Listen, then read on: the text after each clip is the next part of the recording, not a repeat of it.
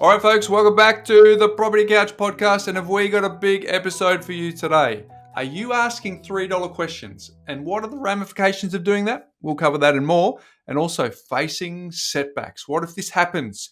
Can you remain on track and still live lifestyle by design? We're going to cover that too. What else, Ben? Bryce, in what's making property news, we're all over the federal government's D-Day around its housing policy. And finally, just how many people are buying properties for cash? We will tell you the answer later in the show. Looking forward to that, Ben. Let's rip into the show.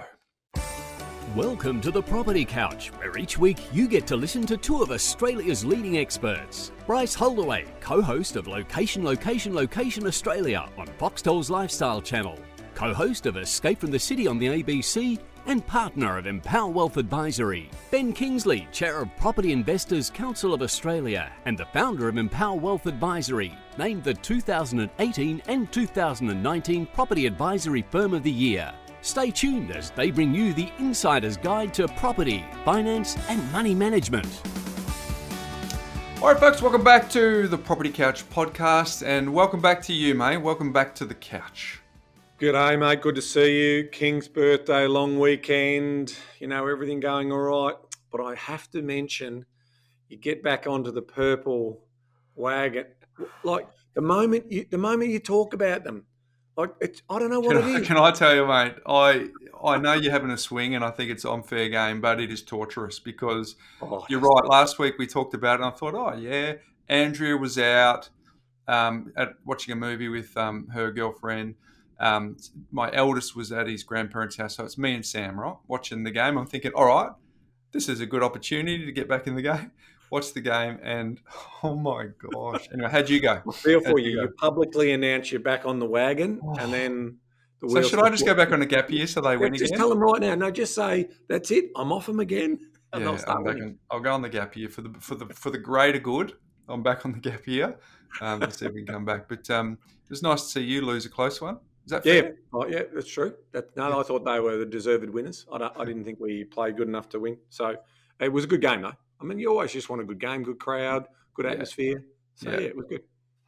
Hey, and one of our team of Stigs here is a mad Hawthorn supporter, and was up and about having a little chin wag before we started recording about the Hawks beating Brizzy at the MCG. So good to see the banter. Hopefully your team's winning, and for all those folks in the NRL again, for the last 446 episodes, we're now 447th. We apologise that we realise it's a great game and you all enjoy it, but we just can't contribute as much as we'd like to on that one, Ben.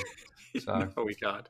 We better move on. Hey, last week's ep was a Spruiker ep, Ben, and it was an update from episode 11, and there was a bit of feedback, which was good. I've got some feedback here from Francis Rivero, who reached out to me. Now, you might remember Francis, Ben, when we did the TPC Live in Sydney. Francis was based in Brizzy and came down to the event and listened to us. So has been a devotee, a coucher for some time, right? So just said, what a great episode. Even though I listened to episode 11 back in May 2015, I shared this with some friends already, and we'll have it on standby whenever I can sense someone I care about getting lured in by a spruiker in the future. So I went back and said, day made. So that's the kind of feedback that we're hoping for, Ben.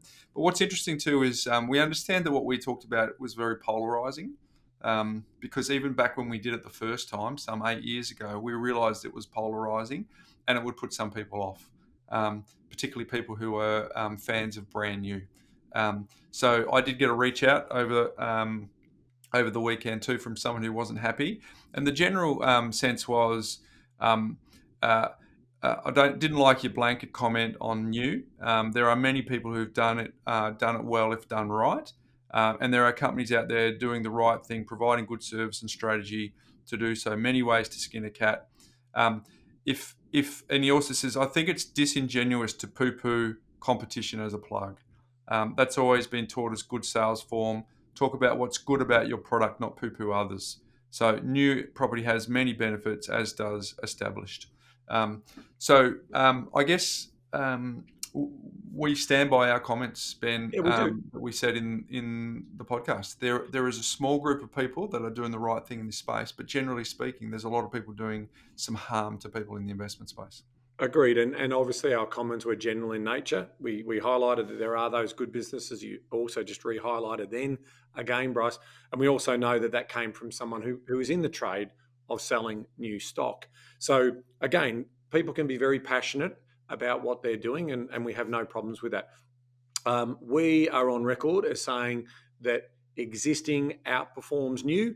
When you basically look at all of the numbers and you can see that it's mathematically challenged, new is mathematically challenged because of the land to asset ratio. So if anyone out there can find me an opportunity where I can buy the land and for 40% I can add a brand new property onto that land, and so the land value still remains 60% of that value, and the improvements, i.e. the building that you put on top of that land, remains 40%, and it remains competitive for like properties in that particular location, I am all in. Yeah. Can you send me the details? Send me the analysis that you've done, because that is where you'll get me over the line in terms of buying new, because ultimately that's what I'm looking for. I'm looking for the bulk of the value to be in the land when I'm buying houses. When I'm buying townhouses or villas, I'll make those exceptions because I'm then buying for proximity of that land in those very, very tightly held areas that drag up land value attached to the multi-million-dollar houses that are surrounding those villas and those townhouses. And so I'm very confident over the decades to come that those areas will perform well. But that sort of just gives you a bit of a general sense in terms of what we're about. Yeah, so if you haven't heard it, folks, circle back to that. If you did hear it and it resonated with you, if you could do what Francis has done, is maybe share it with some people who you care about, so that they can get a bit of a sense of. It's just, if we remember the question that we had from one of our listeners was, what should I be thinking about? It's really just giving people an opportunity to go, these are the foundations that you should be thinking about, and then overlay every decision you make, hopefully with that as a basis. So good feedback. Thank you. Continue to send it through. We're happy to hear that, both good and bad, to see what you think. But we are aware that the message that we are giving there is polarizing. We get it. But hopefully it's something that we have lived ourselves. It's what we do. As we heard in the episode, I've been on both sides, so something for you to think about. Hey, also, if we go back a couple of episodes, Ben, we had Adam give some feedback around the power dynamics of renters and landlords. Adam's been good enough to come back to us. This is his feedback from that. So it was from episode 444. If you haven't listened to that, it was the fourth speak pipe question we had, where Ben, the week before, had made some comments about renters.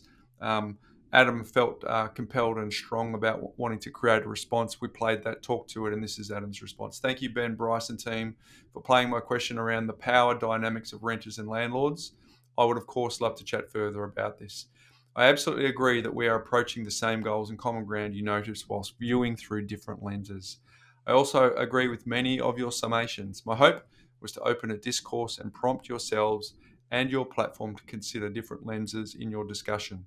For not 1 second do I doubt your well-meaning natures. In brackets, I have been a long-term listener and a user of your platform and services. My fear, close brackets. My fear is that without demonstrating the layers of complexity around these socio-economic issues, that those who listen may not hold the same insight.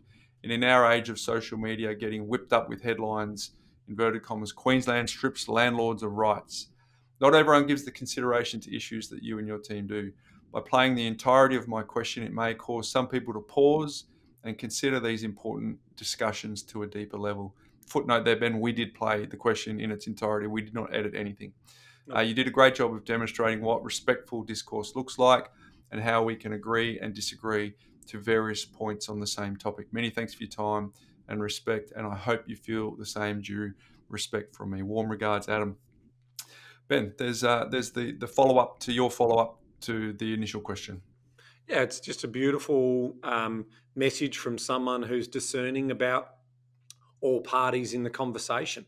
It's very clear that renters are doing it tough, and advocating for them just shows Adam's willingness to engage in the conversation in a respectful and meaningful way. And I'm looking forward to connecting with Adam.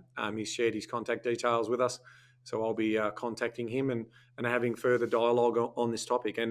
And to his point there, it is, not the headline grabbing, not the defensive, extreme views. Find dialogue in the middle, get acceptance and understanding in those things, and you can move forward. We have a very polarized society at the moment. We have a very polarizing political environment at the moment, and it's just not healthy for a democratic society to be that way. So I'm looking forward to connecting with Adam and having further conversations around that. And I will also continue to advocate, as I do in my position of chair of PICA, and I've got something further to say in What's Making Property News about some really important decisions that need to be made in federal politics right now, in terms of ensuring that we have adequate supply of social and affordable housing. So I'll have more to say about that later in the episode. So hopefully that's modelled to anyone in our community that feels that they want to talk to us about any issue that's on their mind. If you give us some details, we're happy to talk to it and have anyone fact check or opinion check or give us a bit of balance around some of the views. You can see from that exchange that we're happy to do that. Hey, Mindset Minute theme today is the continuation of the anecdotes from the art of spending money by Morgan Housel. We're up to number 6, Ben. If you haven't caught up on the last, I've gone through 5 previous ones, which I think have been super insightful, give you something to reflect on. Today is number 6, asking $3 questions when 30,000 questions are all that matter. And I love the details here. He talks about Ramit Sethi, who, if you're not familiar with Ramit, he's got a movement called I Will Teach You to Be Rich. And he's got a Netflix series. He's been on Tim Ferriss's podcast. I've listened and consumed his content for some time. I think he's got a lot of really great things to say. And he says too many people ask $3 questions, i.e., can I afford a latte? When all that really matters with your money and financial success are the $30,000 questions, i.e., where should I go to college? Ben, I left college in because it's an American, but where should I go to uni? Obviously over here. There's a quote around Parkinson's law of triviality, which is the amount of attention that any problem gets is its inverse to its importance, right? So they went through this fictional finance committee that had a little chuckle with 3 tasks. Number 1 was approve a $10 million nuclear reactor. Number 2 task was approve $400 employee bike rack. And number 3 task was approve $20 refreshments for employee break room. All right, pretty important stuff there, Ben, in the order of importance or the order of size of magnitude of the money. Here's what the Parkinson's law of triviality suggests what would happen in this fictional committee. For item number 1 around the nuclear reactor, they'll quickly approve the reactor because the number's too big to contextualize and the alternatives are too daunting to consider and no one knows how a reactor works. They just approve it. It's gone. Tick. Then the second one about the bike rack, that gets a lot more debate. Committee members will argue whether it should be wood or metal and where it should go, etc. And then the third one around the $20 refreshments for the employee break room, this will take up 2/3 of the meeting. Everyone has a strong opinion on what's the best coffee, what's the best cookies, and what's the best chips, etc. So obviously, that was not a real scenario, but obviously playing out an analogy. But many households operate the same. The big questions: where should we live? Which college/uni? When should we retire? They don't take up much of the debate. The big debate is spent on should we go out for dinner? Should we buy lattes and the like? So I guess if you go back to that triviality, Parkinson's law, small problems are easier to tackle because they are less daunting than the huge problems that actually move the needle. So here's the conclusion. For most households, the needle movers are this: housing, education, transportation, healthcare, and childcare. And I guess the footnote for you and me, Ben, is we think that the $30,000 questions are around investing as well. But for most householders, the needle movers are housing, education, transportation, healthcare, and childcare. And in our view, investing as well. So there's the reflection for the week, Ben. Are you having $3 conversations? You're asking $3 questions, or are you asking $30,000 questions that really matter, and really stack that up between yourself and the significant others in your household about whether you are hitting the mark on those main things, or are they not getting much airtime? And a lot of the other things that really don't matter in the overall scheme of things, that aren't going to matter in 5, 10, 20 years from now, are they getting airtime? What's your thoughts, Ben? Yeah, well, it feeds into some observations that we've shared throughout our business and also on the pod, and that is the cognitive load. The harder, the more complex the decision making, the more it just gets either pushed out of the conversation, or we just make simple decisions based on how much cognitive load we can handle. So, and usually those decisions aren't the most optimized result. So we're seeing it now with people who, again, panicking and selling properties because we're thinking in months and not decades. They've got this short-term anchoring that's happening right now in their current situation. And we're just basically saying, lift your eyes, do the models, do the scenario planning, which is hard. I get it, it's hard. And that's why we would always say to people, get some professional help. Nice segue into what we're talking about today, but that just sort of gives you some context. And that's the most frustrating thing from where I sit, in terms of, I know the potential of people, I know the opportunity that people have, but ultimately they don't see it, and they can't be what they can't see. But the cognitive load is too difficult, the modelling is too complex, and so they ultimately resign themselves to a simpler decision, which meets the here and now, and gets that feeling away from them, and they go ahead, and then they justify their actions with, oh well, that was then, this is the, and they build a story and a narrative around what that looks like, as opposed to tackling those bigger questions head on. And I'm 100% in agreement. What's going to be a massive result for you, and I mentioned this on my recent economic and RBA update, do whatever you can to hold a property. Do whatever you can to hold either your owner-occupied property or that investment property if you can. All right, and I go through 10 steps in that episode in terms of what you need to do to hold that property. Because I know in several years from now, when interest rates are back down lower where they were and property prices are flying, then the reality is really simple. Oh, we should have held that property, So whatever you can do to stay the course is obviously really important. Yeah, well said. The cognitive load's important, Ben. We are incentivized to keep the status quo because loss through status quo is more palatable than loss through action. And there's a book called The Jolt Effect that talks about FOMO versus FOMO. And the FOMO stands for fear of messing up. And I guess that's it's the fear of messing up isn't really in the $3 questions. The fear of messing up is in the $30,000 questions. But just acknowledging that status quo is easier, and we're incentivized to stay in status quo, hopefully should get you to realize that where the benefit is and where the key outcomes for you in your future actually come from those $30,000 questions. So if I just sort of wrap that up, Ben, we've talked about the family background and past experiences influencing your spending preferences, been trapped by spending, frugality, inertia, the emotional attachment to large purchases. Last week, we talked about the joy of spending can diminish as income rises. And today, we've obviously gone and asked $3 questions when $30,000 questions are all asking $3 questions, is when $30,000 questions are all that matter. So check that out. If you're interested, dive into Morgan's stuff. I thoroughly recommend it. Hey, today we're going to do some case study work today, Ben. We've done it a couple of times in the past, and what it's really doing is showing you what happens when people ask $30,000 questions, how they can actually plan it out. So we've got some real life case studies. We're not going to say names so that we can protect the privacy and the innocence of the people making these decisions. But there's some really good learnings that we've identified in a couple that hopefully will be of benefit to our community, just to see the thought process, some of the sequencing that we're going through, some of the fears that people will be facing, the pain points that they're trying to solve in an attempt to ultimately have a North Star that says, I want to retire on a passive income of at least $2,000 a week.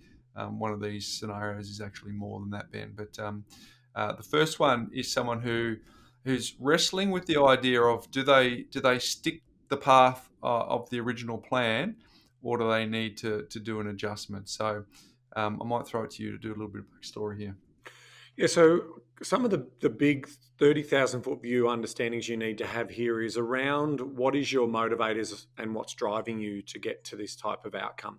So what we know about clients who do a plan is that they are aspiring to a future. Now, for some of those clients, it could be as simple as They just want to have what they've got today. In other words, they've been able to slowly build up passive income over time, and the experiences that they have and having that household income coming in allows them to create those experiences and have a very fulfilling life. So there's a lot of people out there who just want, they've got what they want, what they've got today. And ultimately, that means that their investments just need to give them that passive income to allow them to have that situation. Now, there are others who are starting out who may not have a wealth base or a family history with wealth attached to them. So they're trying to break through to that next level of wealth as aspiring Australians to do that. And so when we sit down and have a look at case study that we're looking at today, we've got a plan that was originated in 2019, and we were setting course in terms of what that looks like. So they've got the principal place of residence, they've got their first investment property that was underway, and now coming into 2023, late 2023, there was a plan for a further investment property. Now, again, anchoring to what money is important for: security, fulfillment, generosity, self-worth, personal time, work-life balance, stability, work less, better health, happiness, relaxation, peace of mind, accomplishment, inspiring others, lifestyle choices, providing for family, not waiting for anyone, time with family, and better education for our kids. Does it get any better than that type of, what they're anchoring towards and how that would make them feel if they were able to generate that type of result for them? Now, what we saw in this particular situation is they're a family with kids, and now obviously with these increased interest rates, even though their plan was set with a 7% baseline interest rate. So remember, we're quite conservative when you're building these models out because we know that those record low interest rates weren't going to last.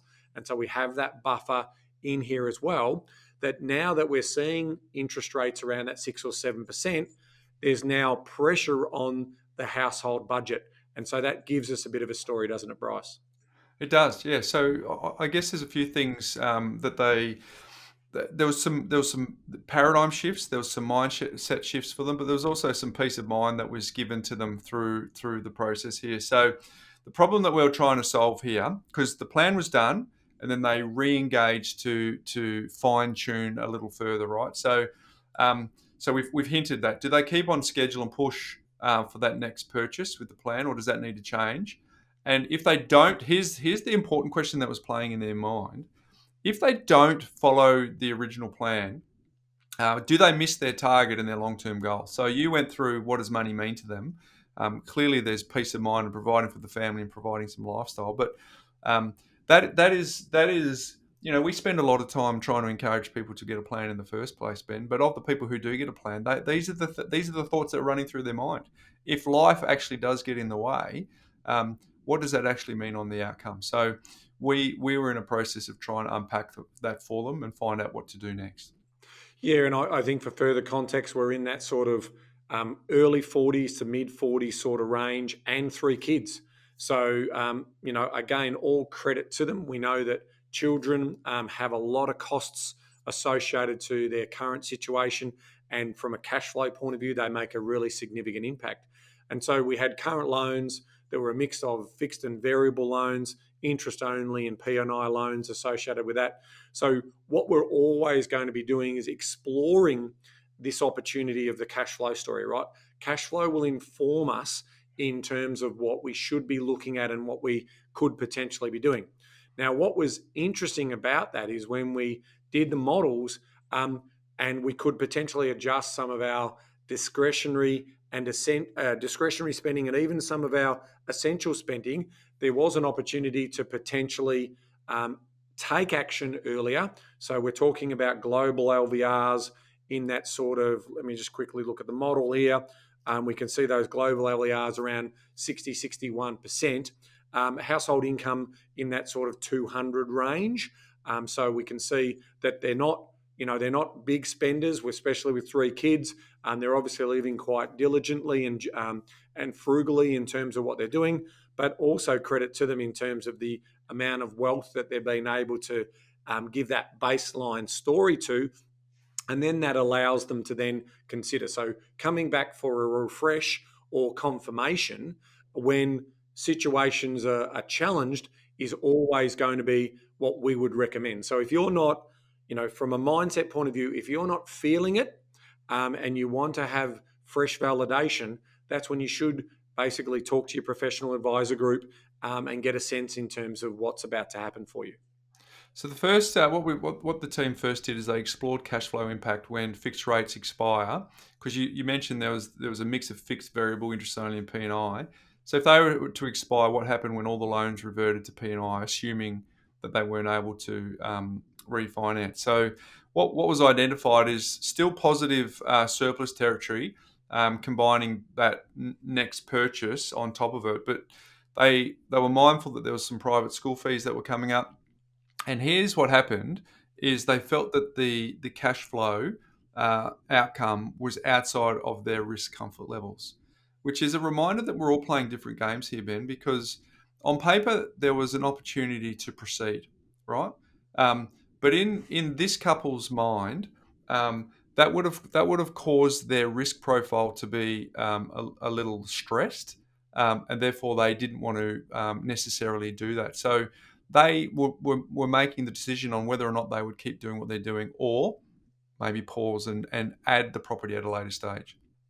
Yeah, it's really important that when you're playing with other people's money as an advisor, as a professional advisor, it's ultimately their comfort levels, their risk profile, what they're willing to take on to get to the outcome that they're getting to. And so they've made an informed decision around just pausing that next investment property just for a period of time that will allow them to get a sense of where the marketplace is at, where the economy is at, where their job situation is at, and where interest rates will eventually be at. And so that's allowed them to sort of feel a little bit more of that sort of peace of mind. They have an excellent cash flow buffer. So, or again, credit to them in terms of keeping liquidity strong. And that was the reason why a purchase as per their initial plan would have still been able to be enacted. But again, they've just decided that in this particular case, they want to take that pause and just reassess. But that's not all that happened here, Bryce, is it? No, and just before we pivot, the risk profile stuff's really important, because you and I, Ben, with a different risk profile, we're looking around the corner saying, okay, we're in an interest rate tightening cycle, but we're getting to the top of that, and we know what's coming. So the idea of actually having as big an asset base as you can and jockey for position now is something that you and I would do it by default, right? Because we know what's coming over the hill. But that doesn't mean other people aren't playing different games. And I'm labouring this point because if you're a tennis player, Ben, and you're better than me at tennis, and I'm a basketball player and I'm better at you at basketball, or vice versa, or golf, or whatever, it's very easy to see why you're more skilled in that game because you put more energy and attention to it, and I might be more skilled in this game because I put more energy and attention to it. But when it comes to money, we all assume it's the same, right? We all assume we're playing the same game with the same rules, with the same equipment, with the same knowledge. And I think that's important here. You and I would make a decision to proceed based on our risk profile. This particular couple, based on what's going on in their world and what's happening to them, have made a decision to delay that for 12 to 18 months. Yeah, and I think, again, it comes back to the point I was making. As a trusted advisor, we can show you the numbers. And we can also, to Bryce's point there, we know what's coming over the hill. We've got record low levels of supply. We're going to have some pent-up demand, and interest rates are going to turn. And so when you think about that in years and decades, as opposed to just thinking about it in terms of your bias around recency bias, it's called. And so it's a behavioral economic term where we are thinking about the moment in time that we're in, that is influencing our confidence, our behavior. So as a professional advisor, my job is to sort of say, here's the unemotional decision, and this is what it looks like, and here are the risks, and if this was to happen and this was to happen. And so that, but how are you feeling about that? Because we don't want to put you into a situation where if you're not all in on the confidence and all in on the outcome, then it is better to wait, because the material outcome over waiting 12 months to 2 years, it is material in terms of the timing of retirement. But the reality is also, hey, it's not going to break the bank in terms of what that story looks like. So once you see line of sight on those types of things, ultimately, again, it's the client's money in terms of what's important for them. And we're going to inform them of both scenarios, and then they're going to make an informed decision that's going to give them peace of mind and a feeling that they will be able to act on that piece of advice. Because you force bad advice down their throat, or you try and sell them on a hard outcome, if they don't have buy-in, what are they going to do? They're not going to follow the plan, and they're ultimately going to make a mistake, and that ultimately leads to a poorer outcome overall. So if you, as a professional advisor, you do not want to take a client on a journey that they're not willing to go on. Yeah, a man convinced against their will remains unconvinced still. And when I say man, I'm talking about human there, Ben. So it's important that we, and I guess there's a little secret there too. Ben and I are giving you a little hint because we've been doing it so long. The language that we use has, our time horizon is always in years and decades, right? And so therefore we see what's happening in this current cycle as a expected, and B, we've lifted our eyes and go, but will this matter in a decade? Will this matter in a decade and a half? They're the questions we're saying, but that comes with time. That expansion of time horizon comes with time, and the longer you've been doing it. So what did they do, to your earlier point, Ben, is they discussed what short-term options they have. So they identified that the first investment property that they have is renting under market value due to some less appealing features. So a few minor improvements were talked about. Kitchen appliances, bench tops, aircon, in parts will add value to the value of the property, but will also boost the rental income.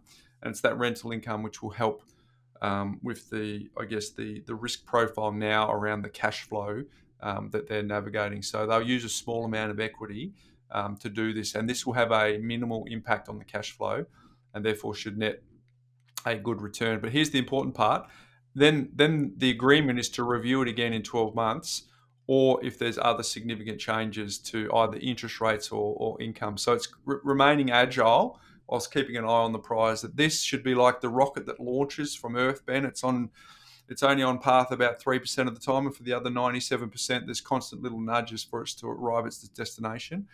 This is showing that in the planning process, it is agile, needs to be agile to go with what's going on in your real life, but at least it gives you that roadmap to go with. So I guess that's helped to identify what the original problems that they were trying to solve. Do they keep on schedule and push for the next purchase in accordance with their plan, or do they need to change it? Well, they pivoted, they've delayed the purchase, Ben. They've made some changes to an existing property, and they'll revisit that in the future. But I guess there was a few things that having that process of thinking about it again confirmed that they're thinking that a bit had changed since the original plan. It was something that they shouldn't ignore, but it also just put them at peace that the goals are still on target. All those things that you talked about before, which were the primary drivers of what this couple are trying to do with their 3 kids, you can slide a few of the key milestones, bearing in mind the further you slide them forward, the more compounding impact that has. But they could still adjust and some of the leverages and still achieve the outcome, albeit just a little later.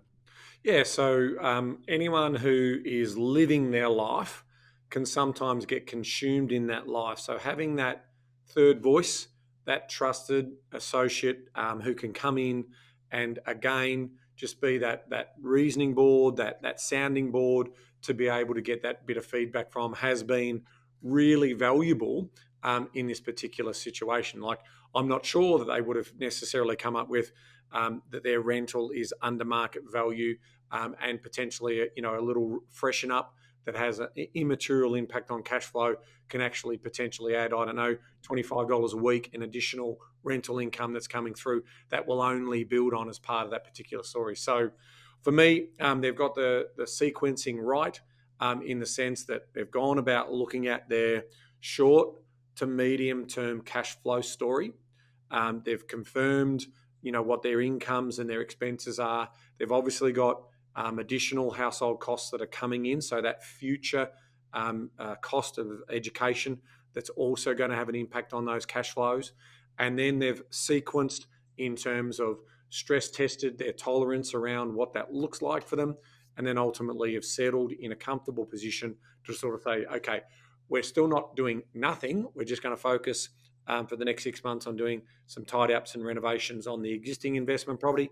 And then we're going to circle back for a conversation around that particular investment property in 2024. And so they should feel pretty comfortable with that particular decision, because they're certainly not putting any further stresses on that household. And I think mentally that's really important for how they consider that they're still on the right path, because that's the judgment call you got to make here. Oh no, I'm going off path. I'm going off plan. You know, there's going to be some serious consequences. The team have told me that. Ben and Bryce have told me that. You know, start early, go as hard as you can. That's all true. But we're also saying that, you know, to Bryce's point, that we're still flying to the moon. Okay, we're still heading in that general direction.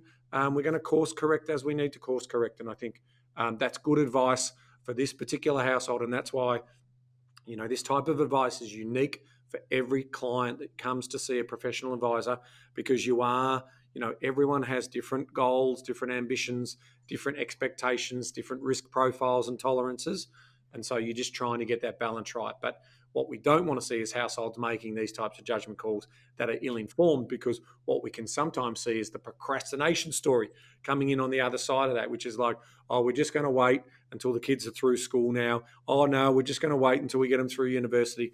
And all of a sudden they've lost a decade in terms of taking action and investing. That would be the worst case scenario. So these guys have spent the money on professional advice, and now they know where they sit, and they know their next step within that sort of medium term, that 12 months to 15 months in terms of what they're going to do next. Yeah, just a reminder, we're all playing a different game. There's no right or wrong. If you get the outcome that you're after, that's a good outcome. You've made some progress on what that looks like. You've had some line of sight on what the changes looks like. So just so that we've got full clarity on what the options that we were considering, there's a couple of things. One, we could push lending aggressively with a third tier lender to be able to buy the investment property as planned. That could have been done. Or you could hold off now as a result of the interest rates and the cost of living and the school fees. And if they didn't buy now, is there anything else they can do? So we saw what that looked like. Or if they didn't buy now, when was the best time to buy? So it actually gives those line of sight. So it creates certainty when there's uncertainty around what they should do. So clearly we've disclosed what their choice was, Ben. They decided not to buy now and they put that off. And that for them, this was the feedback, it was a relatively simple choice, as they were already feeling the anxiety around taking out more debt. So isn't that interesting that once that anxiety abates, then it just kind of reinforces how they're feeling and gets them to the place that they want to be. That's, again, if you compare it to someone who has a different risk profile, they might have some judgment around right or wrong, or there's no need for judgment here, because it's a perfectly normal part of implementing a plan, because there's variables. Some stuff moves slower, some stuff moves faster. But if you go all the way back to the episode we have with Evan Lucas, where we talked about scary ugly, Ben, we always talk about at a planning level how the curve is always nice and smooth, that compounding curve over the journey. But really what a plan does is it actually plans and pivots and stays agile for the actual fluctuations of life circumstances and the market and interest rates and everything that's going on. I really like that about what this couple did, Ben. And it highlights, Bryce, what we were talking about in the last episode around spruikers selling you something. Like, if I'd have come to a spruiker with this scenario, what do you think their advice would have been? Because they weren't fee for service. They weren't necessarily getting paid for a professional review. They would have started to say, well, I'm spending all this time with this couple. I need them to buy something, otherwise I'm not going to get paid. So they would have really pushed and heavily encouraged those people into a situation that they did not want to be in. And so again, it highlights another reason. And they're the sort of stories we hear about on A Current Affair, and we hear about, in these royal commissions that we have to have, because people are getting forced into investment opportunities that, with the benefit of hindsight, they weren't necessarily interested in doing or overextending themselves. So again, it's the client's money. It always will be. And so what you want to be doing is effectively seeing how their tolerance feels about this particular story, but also adding value where you can. And this is another great example of where that value has been added for this couple, and they now know what their next steps are. But I think that's a really good point that we should labour on a little bit here, because you're right. The most helpful part for them was adjusting their plan and showing that the new outcome, to give them comfort that their long-term goals are still achievable. That was the piece that they needed to hear. They didn't need a sales pitch given to them at that point in time.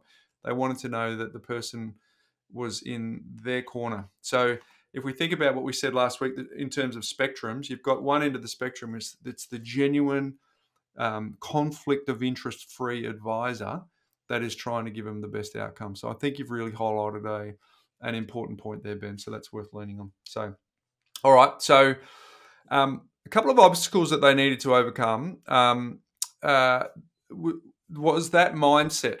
Was the mooring lines around that they weren't going to achieve their goals and they'd see it as a fail if they didn't proceed. So that was number one. Second thing is it took a bit of time to shift their mindset. The plan is actually fluid, and all plans will need adjusting over time as things change from the original projections. We've even got clients, Ben, a decade ago when we built some plans. That was then, this is now. Some of the conditions at the time where the plans were being built are no longer able to be satisfied now. So we pivot and we tweak and we make those adjustments so that we can show the client exactly what it would take to stay on track. And that's important. And I guess the last thing here, rather than thinking they've missed the opportunity to reach their destination, this was the analogy that was planned in their mind. It's more of a ship receiving pressure from the winds or the currents from different directions at different times, risking, pushing it off course. But all they needed to do is adjust and keep adjusting to stay on course. So nice outcome for this couple. Yeah, no radical behaviour here, considered thought, professional reach out, confirmation of what they need to do. And for me, they're still on course and on plan. And you're going to see, that tweaking continue to take shape as they navigate the waters using your shipping analogy, mate. All right, very good. Next one we want to talk about is a couple that had significant changes to their circumstances, Ben, around a property purchase decision that they made and some unintended consequences of that particular decision. So perhaps you can give us a bit of a backstory on this couple, Ben, just to set the scene, and then we'll riff through it again just to talk about how we went through the planning process. Sure. What I see in the More platform is a 30-something couple in terms of their current situation. Again, they've got the 3 kids, so they're having one for the nation as well. Good on them in terms of building the future workforce that we're going to need. In terms of their lifestyle by design, if I look at what that money means to them, I can really see again some really nice areas of travel, security, fulfillment, personal time, purposeful life, realizing dreams, work-life balance, starting our own business. So that's nice in there as well. Improved lifestyle, comfort, better car, holiday home, better health, choosing what I want to do when I want to do it, taking care of myself, freedom, happiness, relaxation, peace of mind, lifestyle choices, providing for family, time with family, and then better education for the kids. So another, this is why I love what we do in terms of the professional work that we do, because we get to meet awesome people like this who are basically putting a plan together around how they're going to realize these types of opportunities. And if I look at their current situation, all credit to them. They are in a phenomenally strong position. They have done very well for themselves. They've got their principal place of residence, plus they've got 4 investment properties. And again, mid-30s here, people. So that, and 3 kids. So obviously household income quite strong.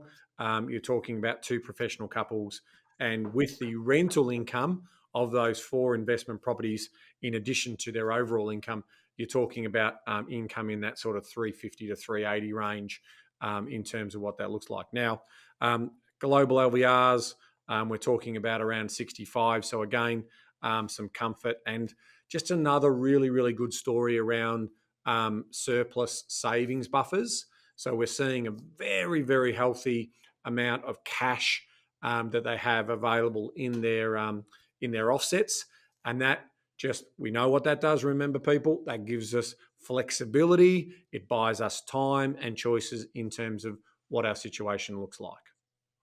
So in excess of $4 million worth of property, Ben, you said a very healthy amount of income, very, very awesome sort of altruistic values that they've got here. So what could possibly go wrong? Well, here's the problem that we were trying to solve for this particular couple. They purchased their dream home. And just for the record, we didn't help them purchase it, Ben, but they purchased their dream home.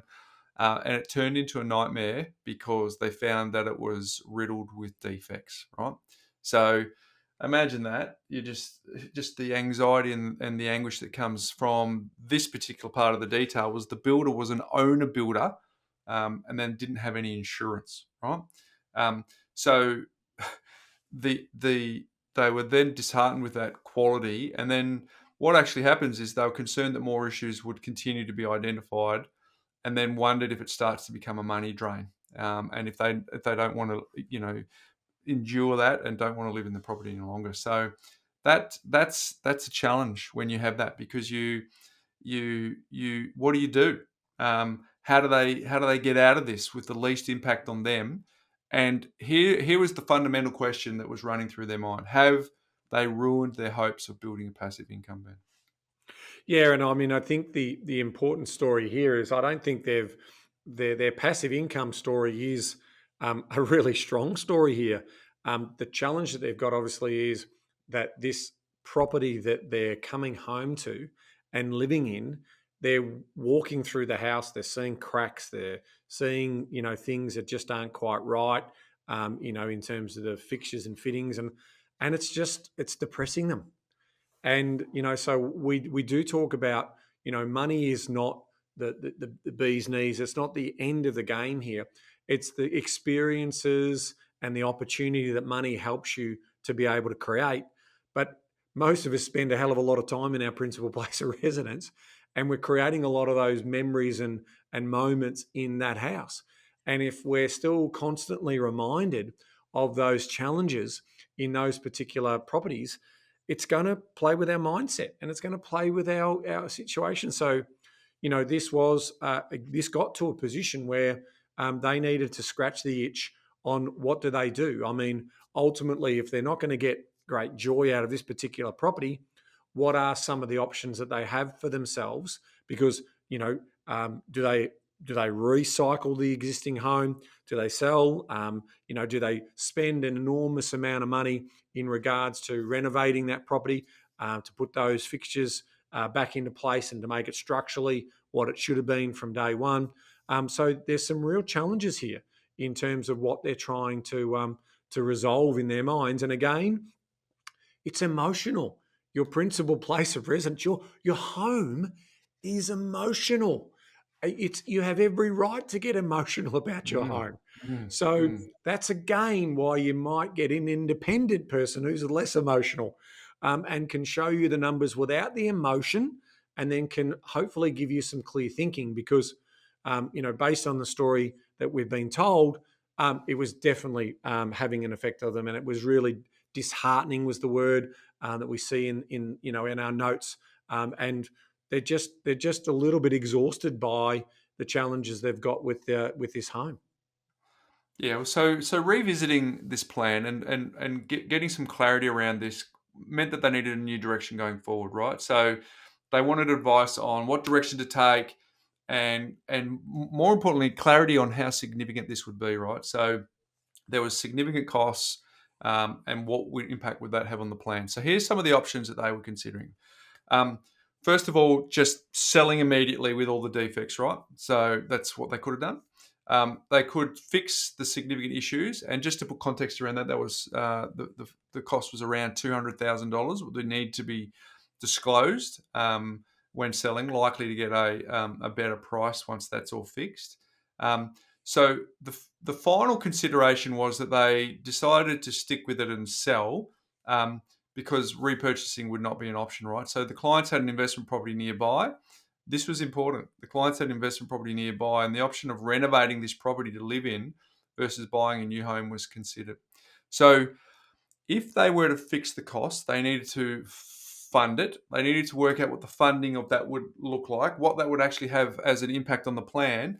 But importantly, if we fix it, what does that mean when we put the property back out into the market and the amount of market value that we can get? And it was decided that that was the best option, A, for ease of sale, peace of mind for the next purchaser, but also to maximise the sale price as well. Yeah, a classic case of, as they go through this project of re-roofing and new cladding and the like, is it going to materially improve their quiet enjoyment of the property and to build those memories? In their mind, probably not. They are so over this particular property and the stresses that it's caused on their household. They want a fresh start. And it just so happens, as part of that fresh start mentality, they've got a property down the road that ticks several of the boxes. So when they started having that type of conversation with their advisor, it was pretty clear that actually, wait a minute, that has got good bones. Wait a minute, there is potentially an opportunity here where we don't have to recycle any other properties, because our fear was, well, we have to sell this, and if we don't get the right price for it, then ultimately we might have to sell one of our investment properties to pick up the difference so we can then buy our dream home again. And it just felt like going 2 to potentially 3 steps back to start going forward again. And so that's why it can feel incredibly frustrating as part of that particular story. So by, again, crunching the numbers, looking at the models, estimating those fixed costs, and then sort of saying what's the established benchmark pricing for houses in the local area, would that bring it up to that pricing range where we weren't sort of just throwing good money at bad, versus obviously the other problem you have, selling a defective home and the mental, the mental capacity and stress that might put on you around, really, do I want to sell our problem to other people? And is that the right thing to do? So we've got a really, careful and considerate couple here who are thinking about, basically how they operate in their own society, in their local community. And I think that's very honourable in terms of what they were trying to do as part of that particular story. So we're starting to see a story play out here in terms of starting to get that understanding, the realisation that not all is lost, that there are some other opportunities in terms of how we might play that out and how we might plan through that. And the nice part about this too, Ben, is this originally had not been considered by the client.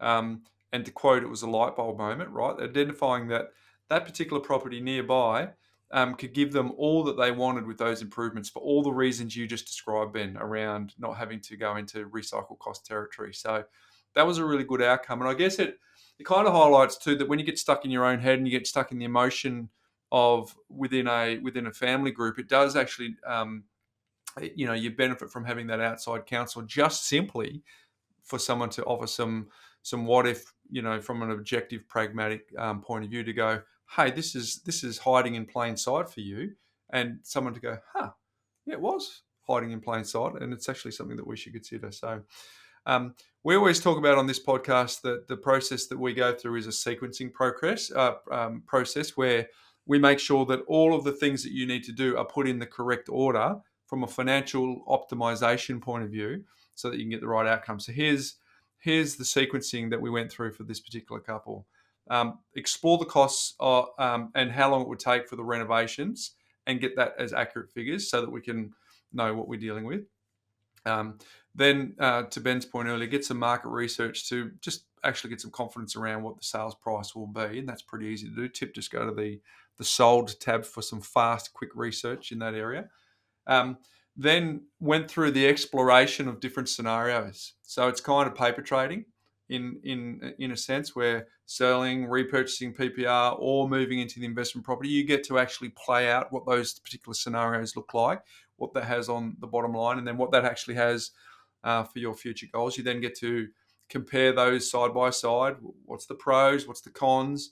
From 2 perspectives, not just financial, but lifestyle as well, because that second one is super important, because we don't live in a vacuum and just do stuff on spreadsheets.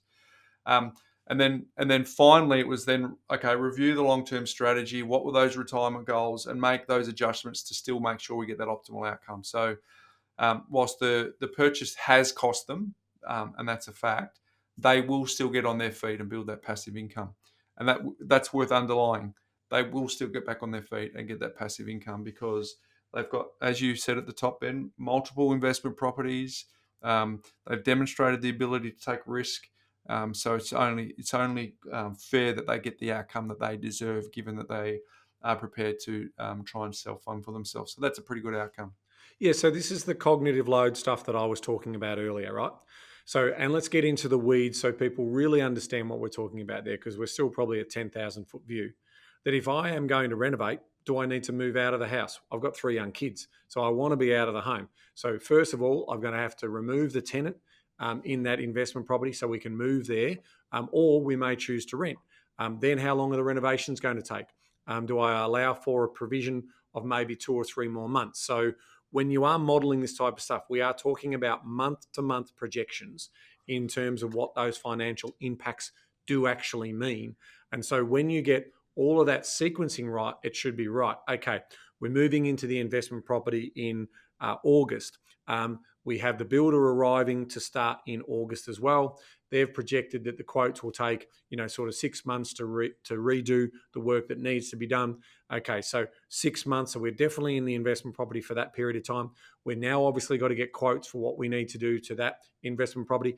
Are we going to move back into that finished product for a short period of time because we absolutely need to do the renovations on what will be our future home as well? And so we're plugging in all of those sequences in terms of what that looks for cash flow, so the client can be completely informed.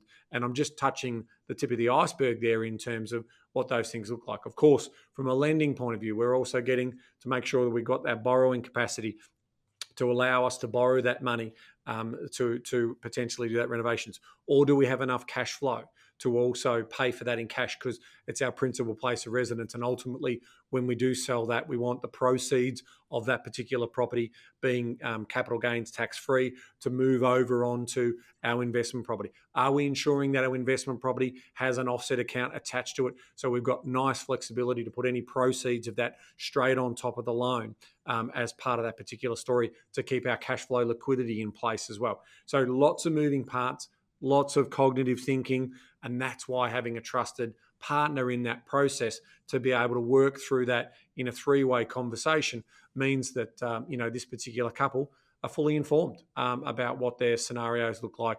And to your point before, Bryce, realizing, okay, maybe it's only 1.5 steps back, and then obviously we start making those strides forward in terms of being able to achieve those goals that we talked about earlier in terms of what money would mean for them ultimately if they are able to deliver on that. And again, a credit to this particular couple. They are in a fabulous position through, I'm sure, dedication, sacrifice. I see, they've got money smarts operating beautifully inside the tool. They're right across their week-to-week, month-to-month finances, and I can guarantee you this couple are going to be a success based on the evidence and behaviours that I'm seeing just by looking in the More platform at their situation.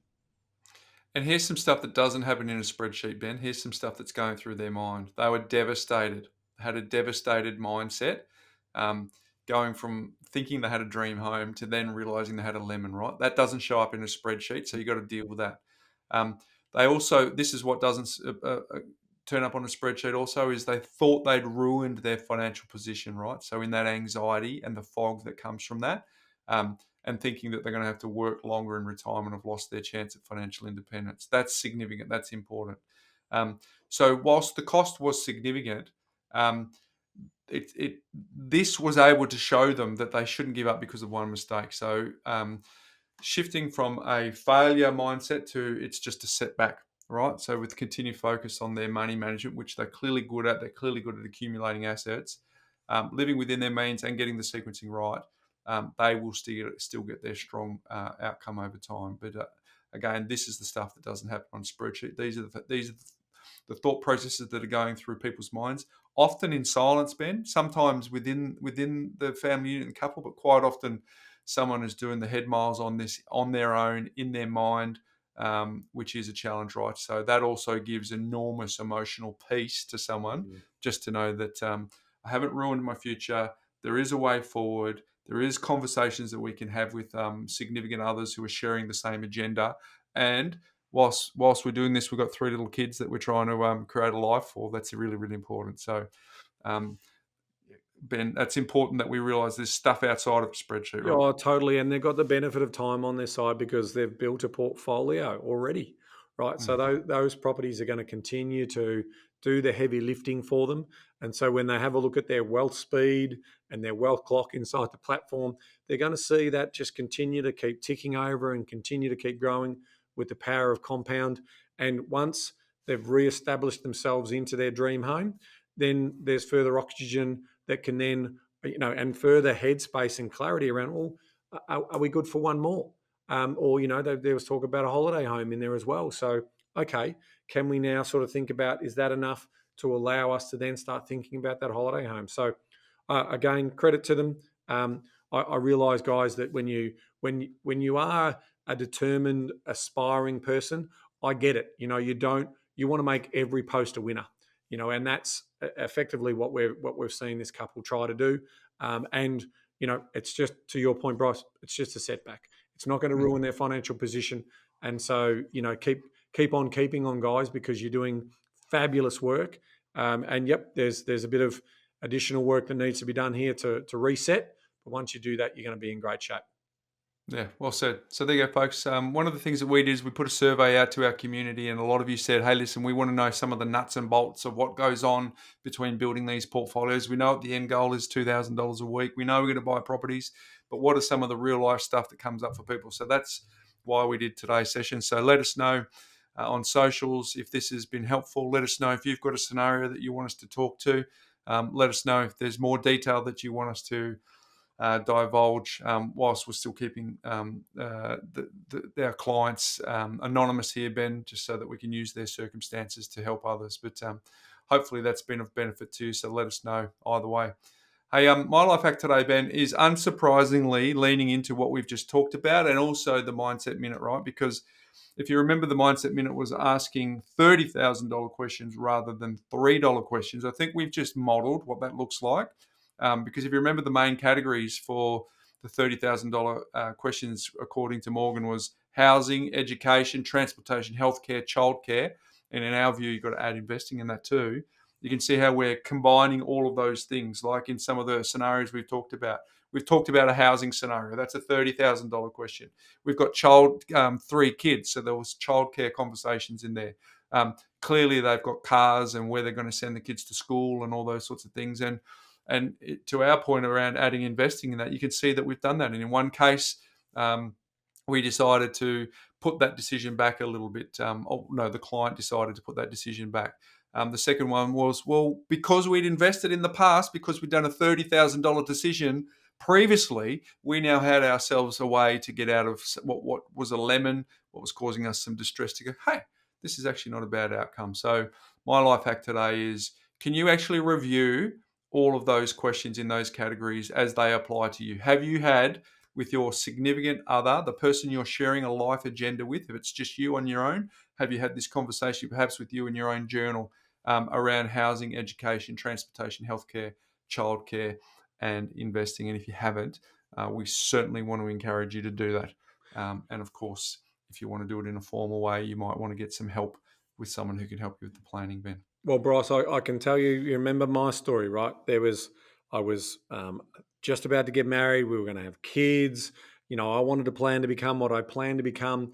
They were the big decisions, and I didn't put them off. I went and did the models, did the hard cognitive load thinking, and I can look at that back now. That was in my early 30s, and here I am now in my early 50s, having done all of that work. I can also tell you that a lot of the work that we do in our business is aligned to around I think it's around 40% of people who come and see us have their owner-occupied home and at least one investment property. Now, what does that tell you about alignment, reviewing, making the course? I was exactly the same position. I hadn't got a detailed plan because I started buying properties in my early 20s. Right? I had no plan about what I was doing. those people are coming to get validation, they're coming to get tweaking, they're coming to get optimization. And as we talk about, they're coming to get sequencing. And so they are the big questions. So coming back to the life hack, if the cognitive load is too heavy, or if the optimization is not known, that's why you get help in terms of doing that. So I got help through building the simulator software, and now that software, along with obviously our team of people, have helped thousands of people basically do that optimization model and that sequencing model to be informed. It doesn't mean that it's going to be set in concrete, though. We're learning that from these 2 review stories today. It's not set in concrete, but again, as we navigate our way to the moon, we're tweaking and we're also fulfilling that particular story. So that's a great life hack, and obviously taps out a really nice story in terms of what we're trying to do for our community, in terms of making sure that they sequence and they optimize the best that they possibly can. So if we summarize, folks, we want you to buy properties. We want you to have those properties bought as part of a blueprint going forward, and we want you to know that the blueprint is not fixed. The blueprint is agile and flexes to do with what's going on in your circumstances and what's going on in the market. But the end goal is we want you to think in decades, not months. We want you to think in decades, not months. We want you to have a plan so you know where you're going, and we want you to be agile and flex as the market wants you to flex, so that you can stay on track and adjust over time. Ben, what's making property news? No, there's a fair bit going on in the property space. I've got something for next week around the latest data out of the ATO, so stand by for that in terms of the number of properties people are owning, and did we finally see property investors deliver actual surplus tax revenue to the government with record low interest rates? We'll reveal that next week. But this week, I want to start with the story about Labor's $10 billion fix for houses. And it's obviously getting extreme tension inside the political environment. So we've got the Greens party who are playing political hardball around trying to block this policy, because ultimately the Greens want to see rental freezes in addition to some of this spending on social and affordable housing. So just to recap, it's a $10 billion package. Its goal is to build 30,000 low-cost and affordable homes across the nation when we desperately need them. And so the Labor Party has moved again on its policy to mandate a minimum spend of $500 million, not a cap, but a minimum annual spend of $500 million. So that means they're flexible. If they've got a little bit more money, they'll be putting more money into affordable and social housing.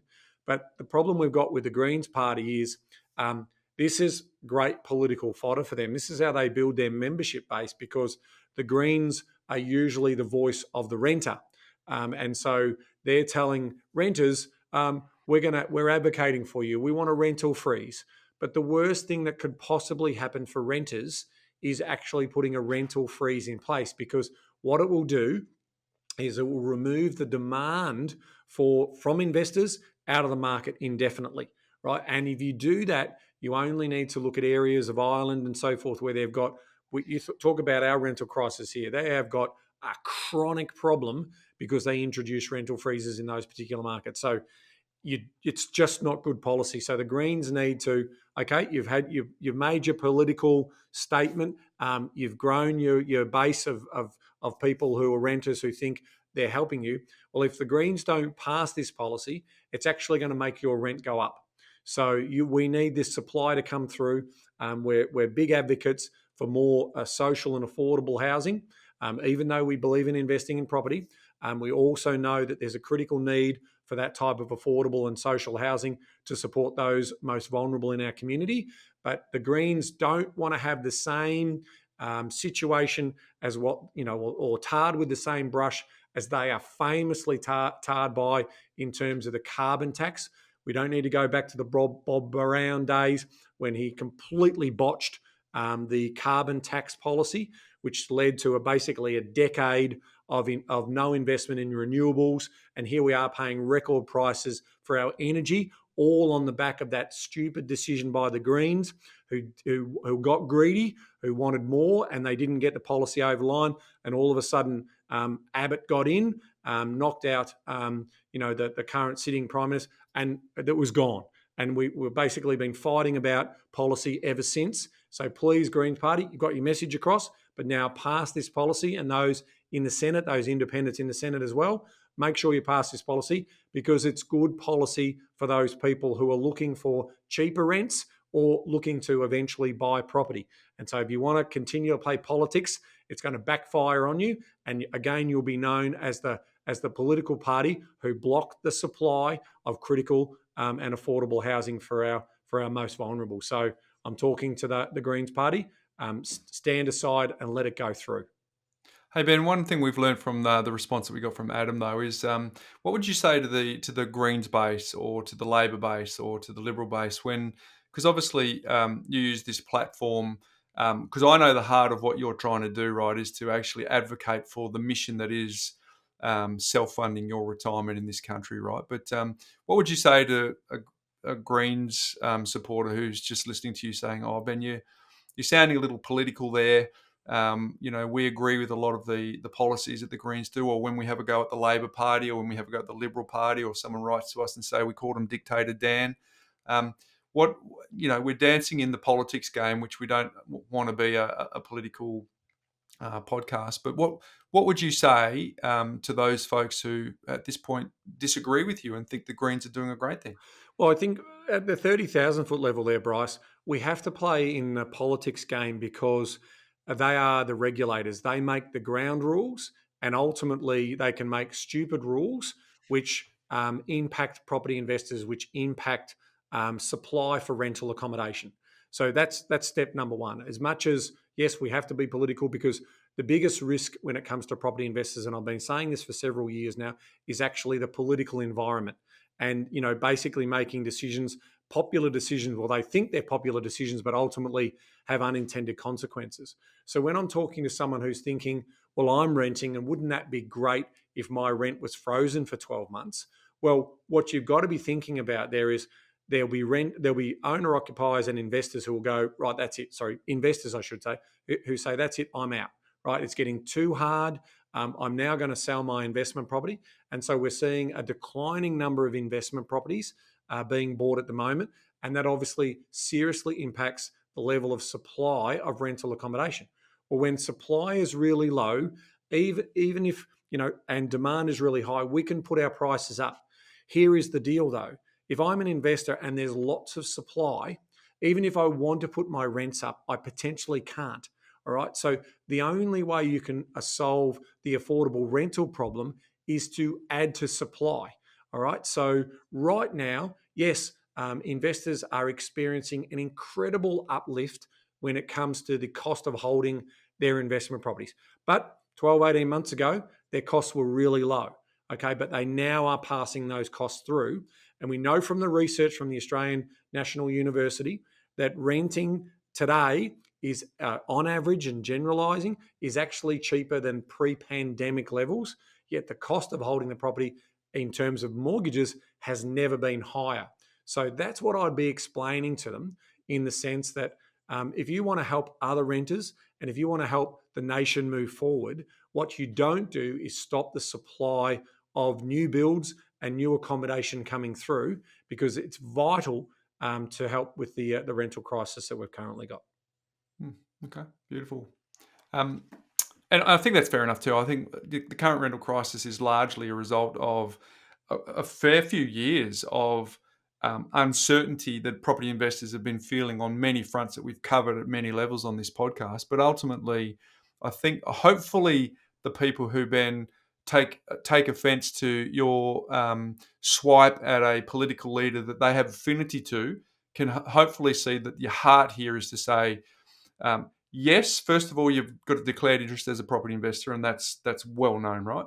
But clearly trying to say, well, on behalf of the market, that may feel like a painkiller, but it's not. It is a systemic risk that means that you will need more and more painkillers over time. So it's kind of just a false economy to think that that's the solution. I think that's why I wanted to raise that, Ben, because we have had people reach out to us and say, "Oh, we don't need you to dance with the political devil there." It's like, okay, fine, but to your point, you said, well, the battle is in the political arena here. It's not actually in the arena of podcast land. I agree, and ultimately, the Greens have done their job in holding the government to account, right? That's effectively their job. They're not very good with economic management and economic policy. Well, But that's your opinion, right? So that's the bit where people could get upset correct, if correct. But the reality is, yeah, their economic policy would destroy this country. But in terms of, and again, my opinion, but they've moved the dial where they've now got a minimum base of $500 million of spend. That's not the cap. So they've done their job, but they now need to step back, all right? And because the next, the government's basically said they will go to a double dissolution re-election if the Greens block this policy. Now, that is basically the government telling you, you really don't know the unintended consequences of what you're offering here in terms of a rental freeze. I know it sounds popular to your populace, raising of members to your cause, but it's not good economic policy. And so ultimately, the government sort of said, I think we've done enough here, and ultimately we need to move on that. And you can ask anyone who plays in this space that's not even property investor side. You've got all areas of people in the housing industry saying, if we don't have this money to be able to build these properties, the situation is only going to get worse before it gets better. And so we need to get started on this build as soon as possible. And it's all about desensitization too, Ben. If I think about people who troll people on social media, they are desensitized to the words that are coming out of their mouth onto a keyboard, to landing on the other person. They're desensitized that that's actually having an impact on a real human who at a granular level has emotions that's being affected by that. So I'm thinking when you just apply a statement around rental freeze, you're actually desensitizing to the fact that the person on the other end of that actually has real increasing costs, interest rates going up, and it's generally not the perception. Hopefully we've broken that down over time, but it's not the perception of these rich fat cats with several properties. It's usually your neighbour or someone who's 3 streets away from you, who's dropping their kids at the same school as you, and they're just having a swing and taking a risk and trying to self-fund. And it's hopefully trying to break through that desensitizing layer to say rental free sounds good on paper, but there are some consequences of a real human being at the end of that who's faced with real decisions. And to your very highlighted point, that real human being will make a human decision, which is maybe the incentives have now got too much and I'll leave, which will exacerbate the problem. So well said, mate. Well said. The other news that popped up was obviously a story that may surprise many around the number of properties that are being purchased for cash. In the 2022 period, we basically saw around a quarter of all properties that are currently being purchased are being purchased for cash.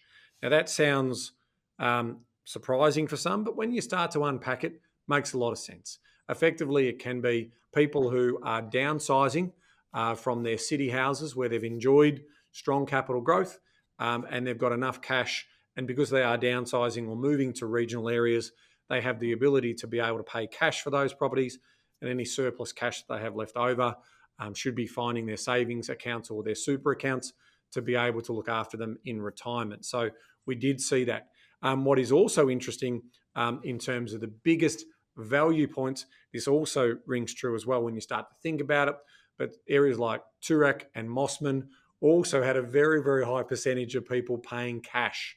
Now, what we've also got to remember that there are some very, very successful entrepreneurs and business people out there. If they've sold their businesses for tens of millions of dollars, and places like Toorak and Mossman don't have hundreds and hundreds of sales each year, you are going to see a lot of those people who have made a small fortune and built incredible wealth are then cashed up by diversifying out of their businesses or whatever, and they're paying cash for these very, very high-end properties. So the lucky few, and we're talking about the very lucky few, are able to do that as well. So that's why even at the extreme levels, you see a lot of cash purchases in those really, really what we would call wealthy suburbs also taking place as well. It kind of helps to make sense of if someone's going, well, interest rates are going up, my cash flow is getting slammed, but how are the property prices going up? Well, that's part of the contribution. I always think if you always remember the rough rule of thirds, about a third of the property market has no debt, about a third of the property market has some debt, and about a third of the property market has a lot of debt. It kind of makes sense. And if you go even further granular on that, core logic says that the residential investment class has about a 23 to 25% LVR across the whole asset class. So that's why it's called a blunt instrument. Hey, we covered a lot today, Ben. We covered sequencing, optimizations, real life events that people are undertaking outside of spreadsheets. You've obviously covered a fair bit in what's making property news, and hopefully we've given someone something to think about when it comes to spending in terms of having $30,000 decisions rather than $3 decisions, mate. So it's always a pleasure to hang out with you on the Property Couch, mate. Until next week. Knowledge is empowering, but only if you act on it. Well said. See you next week, folks.